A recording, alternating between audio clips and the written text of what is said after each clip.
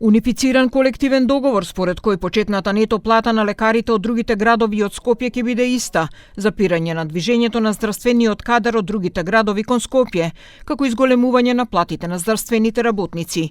Ова се барањата на независниот синдикат на здравствените работници, чии представници имаа средба со министерот за здравство. Нашето барање како синдикат е да имаме унифициран колективен договор. Било гинеколог од Струмица да ја зима иста плата, почетна, нето плата, со гинеколог во другите градови. Бидејќи исто со градови во Скопје.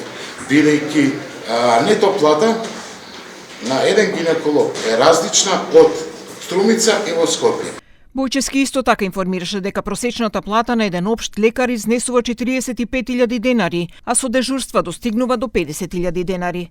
За овие и други забелешки, од Министерството за здравство соопштија дека разговорите ќе продолжат со цел подобрување на состојбите. Вработувањата, медицинската опрема и специализациите во здравствените центри, миграцијата на лекарите, предизвиците со кадарот во итната медицинска помош, како и напредувањето на системот Мој термин, беа дел од темите на денешната средба за кој министерот истакна дека се во тек иницијативи за подобрување.